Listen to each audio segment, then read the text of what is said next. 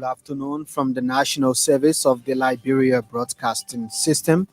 Welcome to Newsline, a 30-minute presentation of the most compelling news from Liberia and the rest of the world.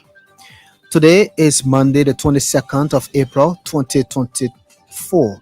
I am Vafli Kamara presenting. In the headlines, President Joseph Boakai stresses proper coordination to drive the realization of government's arrest agenda.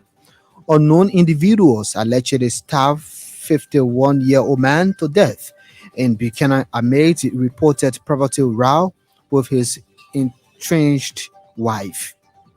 Nimba and Grand Jida counties set for crucial senatorial and representative by-elections. And away from Liberia, heavy rains and floods bring island nation Mauritius to a standstill. These and many more stories, including sports, the weather reports, are coming up. First, Emmanuel Colley and the news bulletin. President Joseph Boakai has envisioned a more coordinated and purposeful working relationship.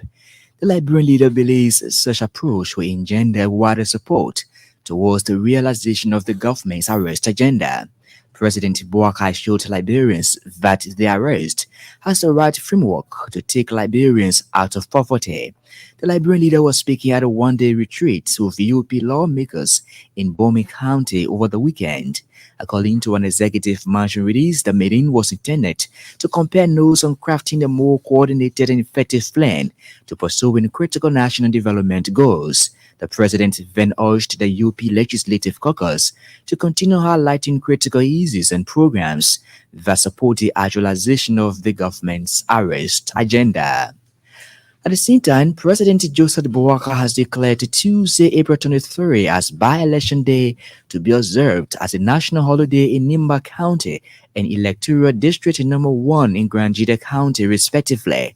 The upcoming by-elections in the two areas followed the election of Senator Jeremiah Cohn as vice president and the death of Grand Jida County District 1 Representative Madisi Guyan. According to a foreign ministry release, the proclamation calls on citizens and foreign residents within Nimba and Grand Jida County District 1 to observe all and respect the national holiday. The presidential proclamation also directs government offices, business houses, private and public institutions of learning as well as marketplaces in the affected locations to be closed on tomorrow. Meanwhile, the Education Ministry has ordered temporary closure of schools in Nimba County and Grand Jida County District 1 to allow citizens participate in the upcoming by-elections in the two counties. According to a release, the by-elections will take place on tomorrow, Tuesday. The Nimba County by-election is a result of the ascendancy of Senator Jeremiah Cohn to the vice presidency, while Grand Jida County District 1 by-election is due to the death of Representative Madisi Guyan. Schools in Nimba and Grand Jida County District 1 are expected to resume classes on Wednesday, just a day after the by-election. Unknown individuals have reportedly killed a 51-year-old man identified as Victor Tar in Buchanan, Grand Jida County. The victim was reportedly stabbed multiple times in the head, resulting to his death. His son told police investigators that he only saw some unknown presence leaving the house, where he later discovered his father in the pool of blood. Our correspondent said prior to the incident, the 51-year-old man reported to the community leaders and the media that his estranged wife and the children had allegedly threatened to kill him for his property. Meanwhile, police in the area are investigating all circumstances surrounding Mr. Tar's death. Police in Margibi County have launched investigation into the mysterious death of a 2-year-old child in Market Town, Electoral District 4.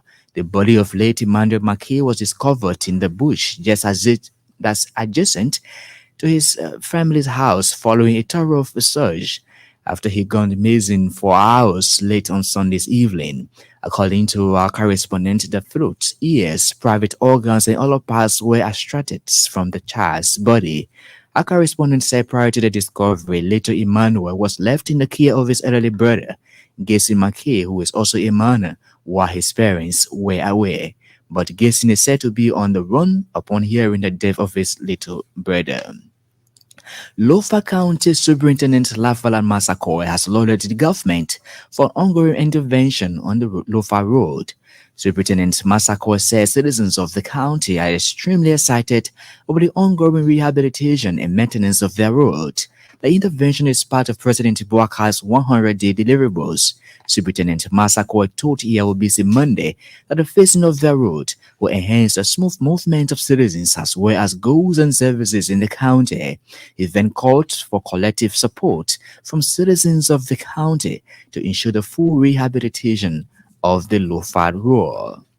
Liberia Intellectual Property Office (LIPO) is expected to launch an e-service registration portal to streamline copyright registration for actors and publishers. LIPO has also announced plans to modernize the country's copyright registration system. LIPO Director General Gamen Kobo said the process will improve the literary industry and remove barriers hindering copyright registration in Liberia. And the construction of 3 early childhood learning facilities has been completed in Grand Coup County. The project, worth over $250,000, is a World Bank initiative under its grant program. A correspondent disclosed that the facilities are intended to give children the opportunity in acquiring early childhood education.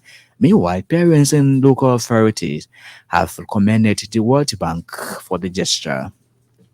Emmanuel Colley there with the news bulletin. You are listening to Newsline on ELBC Radio. One of the big stories we're following this afternoon, President Joseph Boakai stresses proper coordination to drive the realization of government's arrest agenda.